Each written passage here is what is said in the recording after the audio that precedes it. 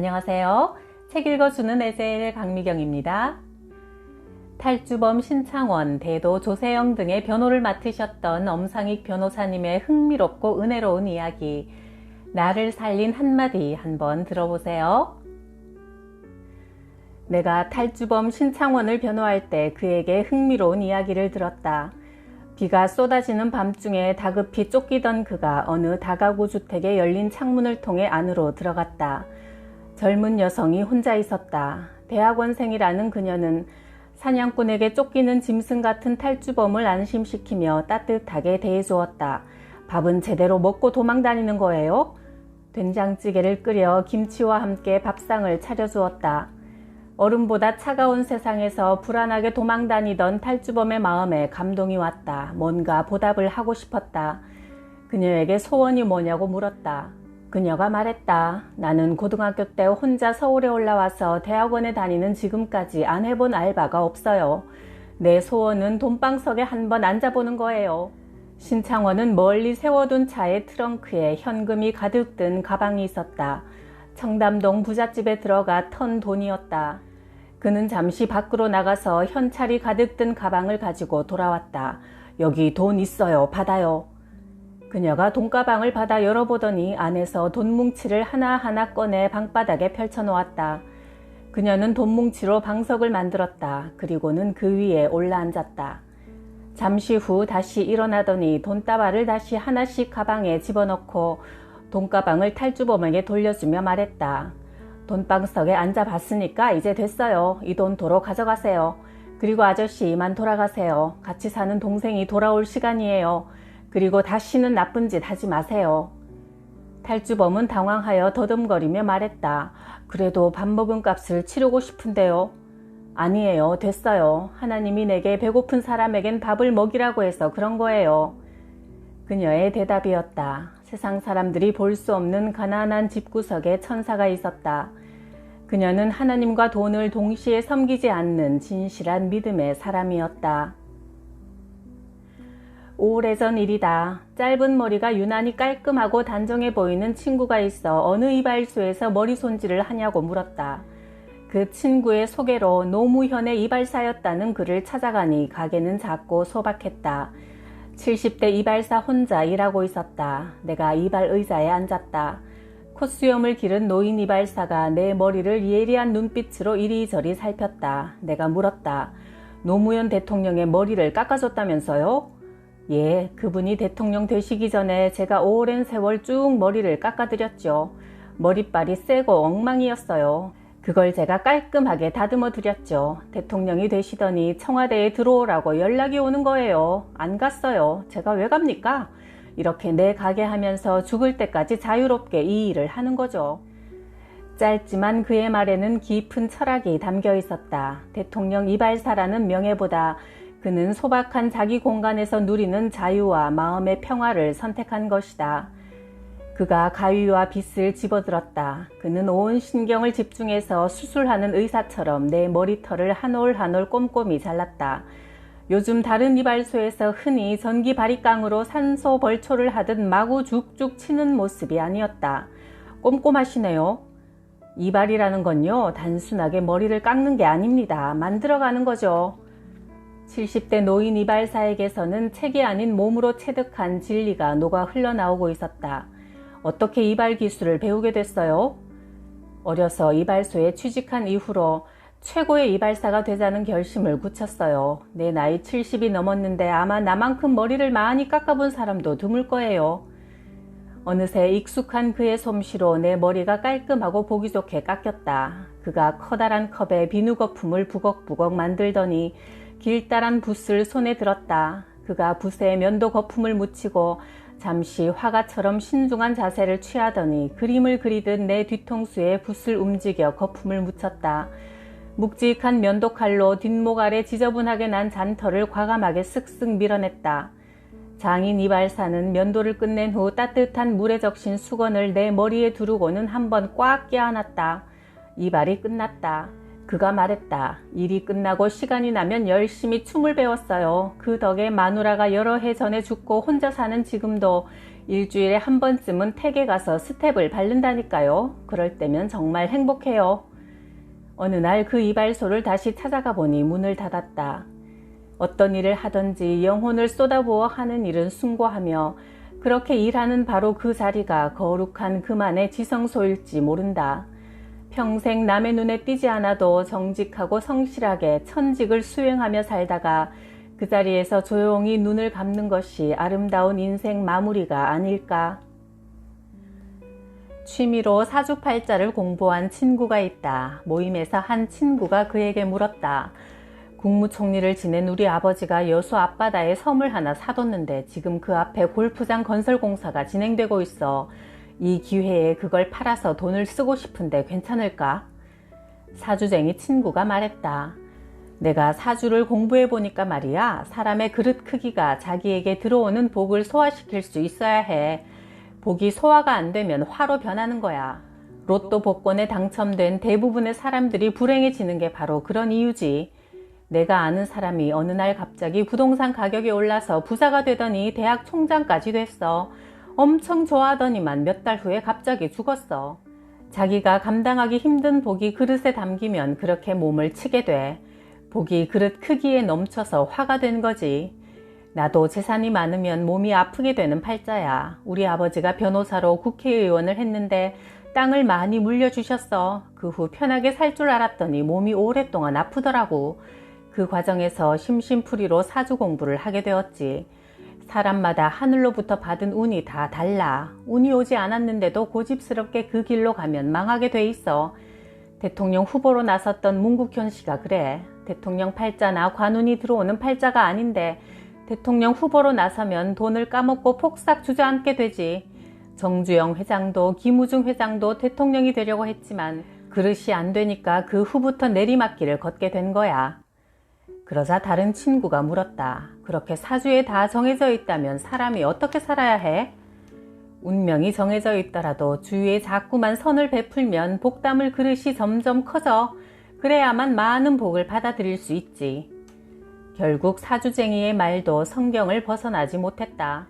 남에게 주어라. 그러면 하나님께서도 너희에게 넘치도록 후하게 주실 것이다.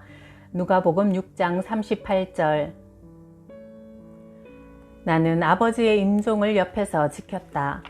어느 날 침대에 누워있던 아버지가 말했다. 나도 이렇게 되는구나. 오늘 나 떠난다. 아버지는 자신의 죽음을 단정했다. 아버지를 근처 병원으로 모시고 갔다. 엘리베이터를 타고 올라갈 때 아버지가 나를 보며 말했다. 이렇게 올라가지만 살아서 내려오지는 못할 거야. 아버지는 이미 죽음의 천사를 만난 것 같았다. 다음 날 중환자실에서 아버지를 볼 때 의사가 내게 말했다. 지난 새벽 심장이 멎어서 전기 충격을 가해 간신히 살려냈습니다. 지금도 상태가 좋지 않아 다시 전기 충격을 해야 할지도 모르겠습니다. 누워있는 아버지는 땀으로 흥건하게 젖어 있었다. 전기 충격으로 상당한 고통을 겪은 듯 했다. 아버지 힘들었죠? 위로하자 아버지가 말했다. 내가 좋은 곳으로 가려고 했는데 의사들이 붙잡고 방해하는 바람에 그만 다시 되돌아오고 말았어. 신비한 소리였다. 정말 그런 세상이 있어? 아버지가 봤어? 있어. 아버지는 확신에 찬 소리로 대답했다. 아버지는 다른 세상을 본 듯했다. 그 전에 엷게 비치던 두려움의 그림자가 사라졌다. 아버지가 덧붙였다. 전기 충격 의사가 다시 한다고 하면 못하게 해. 아버지는 죽음이 소멸이 아니라 다른 세상으로 가는 것으로 인정하는 것 같았다. 아버지가 온화한 얼굴로 어머니를 올려다보며 말했다. 결혼하고 40년 동안 살면서 내가 무섭게 했지? 미안해. 사실은 사랑했어. 순간 어머니 눈에서 왈칵 눈물이 흘러나왔다. 아버지는 어머니 손을 꼭 잡아주었다. 아버지는 내게 주위 가난한 친척들을 돌봐주라는 유언을 남긴 후 이렇게 말했다. 나 이제 졸린다. 아버지는 하품을 한번 크게 하더니 눈을 감았다. 그리고 끝이었다. 아버지의 죽음은 깊은 수면같이 보였다. 아버지는 내게 내세의 존재를 알려주었다. 죽음의 천사 앞에서 아멘, 떠날 준비 됐습니다 하는 여유를 가르쳐 주셨다. 얼마 있다가 나도 아버지가 건너간 그 요단강을 건너면 아버지가 나를 마중 나와 있을 것 같다. 가서 하나님께 이렇게 보고하고 싶다. 이 세상 마지막 날까지 내게 맡기신 작은 일에 충성하면서 한 걸음 한 걸음 좌우로 치우치지 않고 또박또박 걸으려고 노력했습니다. 라고. 40대 여자가 업무 방해죄로 기소되어 내 법률사무소를 찾아왔다. 그녀가 기도원의 한 장소에 집착해서 그곳을 독점하고 쫓아내도 허락 없이 다시 들어와 그 자리를 차지하자 기도원 측은 그녀를 고소했다. 그녀가 내게 말했다. 제가 바로 그 자리에서 예수님을 보았거든요. 거기를 가야만 예수님을 볼 수 있고 계시를 받을 수 있어요. 내가 물었다. 정말 그 장소에만 예수님이 나타납니까? 다른 곳에 가서 기도하면 안 됩니까? 그 자리는 특별히 신령한 곳이에요. 그리고 절대 비밀을 지킨다고 약속하면 내가 거기서 예수님에게 직접 받은 계시를 알려줄게요. 그녀의 눈빛은 섬뜩하게 번뜩였다. 나는 그녀에 대한 변호를 거절했다.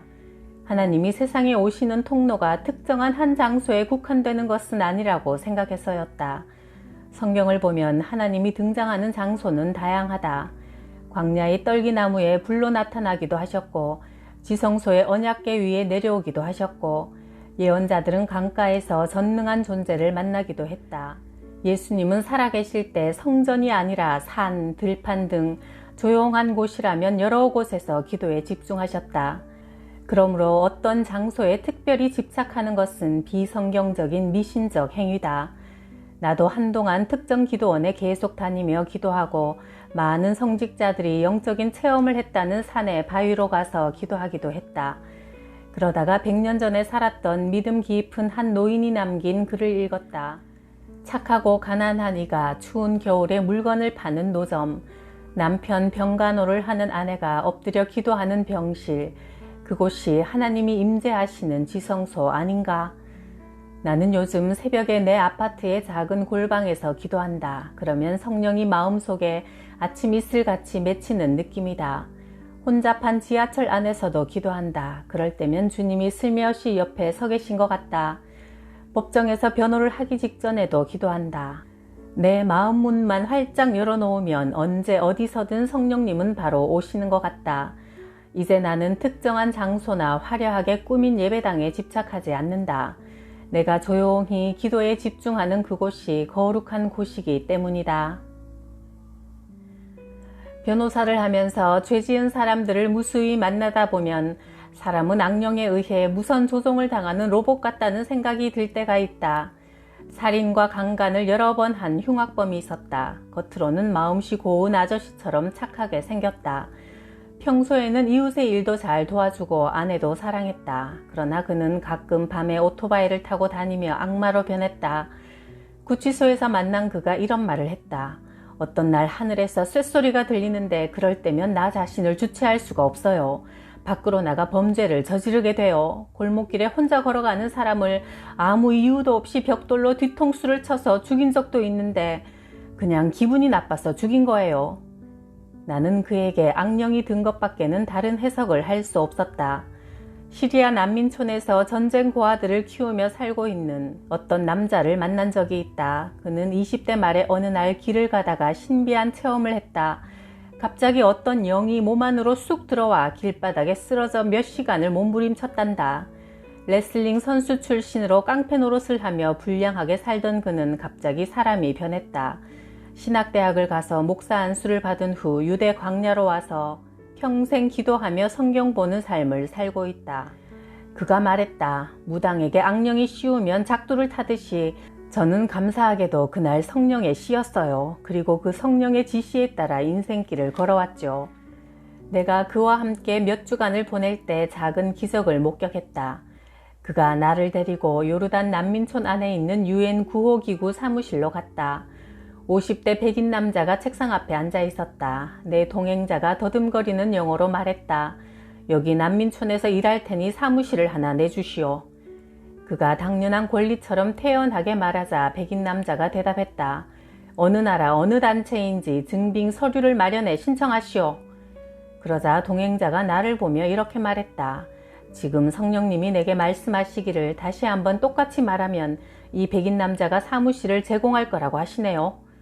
나는 그의 말이 터무니없다고 생각했다. 그가 백인 남자에게 다시 똑같은 말을 되풀이했다. 오케이. 백인 남자가 뜬금없이 외쳤다. 즉석에서 사무실 하나를 얻어 우리는 그 사무실 앞에 태극기를 달았다.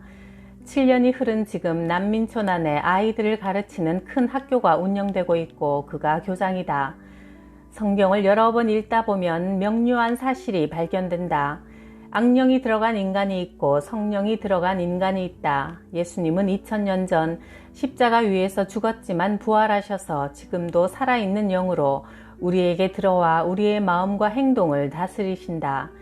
예수님이 단순한 과거의 인물이요 성령으로 지금도 실존하지 않는다면 기독교는 존재 의미가 없다. 신기한 사실은 성령에 사로잡히면 아무리 가난해도 배우지 못해도 어떤 비참한 처지에 있어도 평안과 행복을 느낀다는 것이다. 나는 그걸 믿는다. 그래서 기도한다. 하나님, 저에게 주님의 영을 내리시어 진리를 사모하는 사람, 진정 자유로운 사람이 되게 해주십시오. 가을 어느 날 70대 여인이 고급 벤츠에서 내려 내 법률 사무실로 들어왔다. 법률 상담이 시작되었다. 저는 부모에게 많은 땅과 재산을 상속받았습니다. 남자가 내 재산을 탐낼까봐 나이 40까지 결혼을 못했지요. 그러다가 뒤늦게 교수를 하는 사람과 만나 살게 됐는데 혹시나 땅을 빼앗을까봐 혼인신고도 이 나이까지 하지 않고 있습니다. 물려받은 땅 일부가 30년 동안 그린벨트로 묶여 있다가 노무현 정부가 들어서면서 풀렸고 수만 평 땅이 대지화되었지요. 현 시세로 수천억 원에 달합니다. 그녀가 시에서 보낸 통지서 한 장을 내 앞에 내놓았다. 그녀 땅의 일부에 학교를 설립하기로 했다는 도시계획 결정 통보문이었다. 다른 곳에도 학교할 장소가 많은데 왜 하필 내 땅인지 모르겠어요. 또 땅값을 시에서 보상해 주려면 폭등한 가격으로 줘야지 왜 일반 대지값으로 주는 거죠? 변호사를 사서 행정소송을 하려고요. 그녀는 고통을 받는 표정이었다. 내가 물었다. 남편과 이 문제를 상의하셨나요? 이 땅은 제가 친정아버지한테 물려받은 땅이에요. 남편한테 얘기할 필요가 없죠. 부자들은 주위 사람들을 가족이라도 경계하고 의심하는 버릇이 있다. 우리 아버지 종중에 재산이 엄청 많아요. 그런데 아버지는 아들 없이 딸인 저만 두셨죠. 그래서 제가 법원에 딸도 종중원이 될 수 있는 걸 확인해 달라고 소송을 해서 이겼어요. 변호사님이 제 종중의 땅을 전부 가처분 해주세요. 그리고 저를 종중회장으로 만들어주세요. 그녀의 재산에 대한 욕심과 집착은 끝이 없는 것 같았다. 나는 그녀의 사건 맡기를 거절했다. 며칠 후 사무실 직원이 내게 이렇게 보고했다. 법률 상담비를 청구했더니 생각해보고 나중에 보내겠다고 하고는 떼먹네요. 그런 것이 욕심 많은 부자의 특성이기도 하다. 반면 이런 부자도 있다. 내 법률사무소 근처에 부부가 함께 일하는 선배 변호사가 있다. 한 번은 내가 암으로 혼자 죽어가는 가난한 시인에 대한 글을 쓴 적 있다. 그 글을 본 선배 부부는 200만 원을 내게 주면서 그 시인에게 전달해 달라고 했다. 그 선배 변호사의 부인은 60대 판사인데 아버지에게 많은 땅을 상속받은 여성이었다. 제 아버지는 개인 의원을 열고 평생 의사로 지내셨어요. 입원 환자를 걱정해서 여행 한 번 제대로 못 가셨죠. 그 대신 아버지는 목돈이 생길 때마다 좋은 땅을 사두셨어요. 돌아가실 무렵 그게 시가로 엄청난 돈이 됐어요. 아버지가 마지막에 병으로 누워 계실 때 저에게 이런 말씀을 하셨어요. 그렇게 많은 땅을 소유하고 있으면 삶에 부담이 되니까 잘 처리해라. 재산을 많이 가지고 있으면 세금부터 시작해서 주위에서 노리는 사람이 생기기 때문에 삶이 평탄치가 않다. 재물이 너무 많으면 주인이 되기 힘들고 거기에 얽매여 종이 되어 오히려 삶이 힘들어질 거다. 돈은 적당히 조금만 가지고 있어야 편한 거야. 아버지가 돌아가시고 나서 제가 어느 날 꿈을 꾸었는데 아버지가 나타나셔서 유산으로 물려준 재산을 이 땅의 가난한 청년 100만 명을 위해서 쓰라 하신 계시 같은 꿈이었어요. 그래서 아버지의 땅을 한 평도 남기지 않고 전부 기부했죠. 저는 그래도 하나님께 감사해요. 저를 사랑해주는 남편이 있고 판사 월급이 많지는 않지만 검소하게 살면 자식들 키우고 살 수 있어요. 명문여고와 인류대학을 나온 그녀는 항상 검소하고 소박했다. 그 부부는 진정 자유인이었다. 언젠가 언론인과 교수들이 모여 저녁 먹는 자리에서 어느 신문방송학과 교수로부터 재미있는 이야기를 들었다. 그 학교 대학원에 학생으로 와 있는 영화배우 강수연에 대해 이런 말을 했다. 한 번은 SBS에서 출연료로 8억 원을 준다며 강수연에게 드라마를 찍자고 했어요. 그런데 수연 씨가 그걸 거절하더라고요. 자기는 영화가 전공이지 드라마는 아니라면서요. 8억 원이면 큰 돈인데 그걸 거절하는 모습을 보고 강수연이를 달리 생각했습니다. 사실 세상이 몰라서 그렇지 강수연 그 친구 그때 가난한 형편이었거든요. 자본주의 사회는 돈이 신이다. 거액의 돈을 거절할 수 있는 사람은 진정 자유로운 사람 아닐까? 그 교수가 말을 이었다. 강수연 씨가 가진 단 한 가지는 무서울 정도의 연기력이죠. 비군이 연기를 할 때 머리를 빡빡 깎고 칼바람 부는 겨울 눈 덮인 계곡 얼음물 속을 헛겹옷만 입고 몇 번이나 들어가기도 했어요. 인류가 되려면 그런 목숨 거는 정신이 있어야 해요. 목숨을 바쳐 하는 그들의 연기로 대한민국 드라마가 수출되고 세계적인 상도 받는 시대가 온 것 같다. 책을 읽다가 우연히 카를라일이 쓴 글 한 구절이 가슴속에 선명하게 스며들었다. 돈은 남의 속박을 면할 정도만 있으면 되는 것이다. 그 한마디로 내 영혼은 돈이라는 사슬에서 벗어날 수 있었다. 인간 이하의 속물들은 돈 몇 푼 던져주고 갑질을 했다. 사기범, 횡령범이 변호사인 내게 큰 소리를 쳐댔다. 졸부들은 돈을 미끼로 던져놓고 내 아가미를 꿰려고 했다. 영혼이 죽어버린 그런 좀비들을 피할 정도의 돈만 있으면 된다는 것을 깨달았다. 정직하게 노동하면서 검소한 생활에 만족한다면 그 정도의 돈은 하나님이 주셨다. 먹을 걸 저장하지 않고도 자유롭게 하늘을 나는 새도 살아가게 하는 분의 은혜와 섭니다.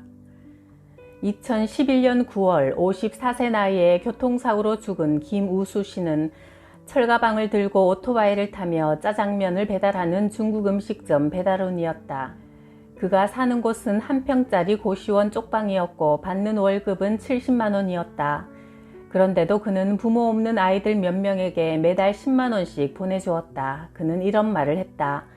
쪽방에 누워서 내가 후원한 아이들에게 온 편지를 읽고 또 읽었어요. 그 시간이 정말 행복했어요. 그의 영혼은 이제 쪽방을 벗어나 광활한 천국을 날아다니고 있을 것이다. 손녀가 초등학교 5학년이다. 요즘 학부모들은 자기 아이를 반장시키기 위해 스피치 학원에 보내고 초등학교에서 반장 선거 때가 되면 학원에서 써준 연설문을 후보 아이들이 앵무새같이 외친다는 것이다. 한 반이 30명인데 반장하겠다는 후보가 15명이 나서기도 하고 엄마들이 아이스크림이나 과자를 사서 반 아이들에게 돌리기도 한단다. 어른 정치판에 오염된 행태가 초등학교까지 스며든 모양이다. 일요일 오후 예배를 마친 손녀가 왔다. 할아버지가 시킨 대로 내가 공책에 시편과 잠언을 다 썼어. 다음으로는 로마서를 쓸 거야. 나는 손녀에게 성경을 필사하라고 권했다. 생명력 있는 영혼을 가지게 하려면 어려서부터 성경 속의 진리가 피 속에 녹아 들어가게 하는 방법밖에는 없다는 생각이다. 어린 시절 내가 일찍 그렇게 하지 못한 게 아쉬웠다. 손녀가 이런 말을 했다. 할아버지, 우리 반이 30명인데 나 20표나 얻어서 반장이 됐어. 다른 아이들은 많이 얻어도 5표도 안 됐어.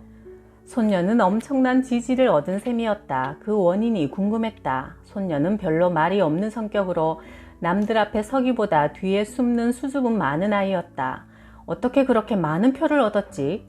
내가 대견스러운 마음으로 묻자 손녀가 대답했다. 스피치 학원에 다닐 필요도 없어. 잘난 체 하지 않으면 돼.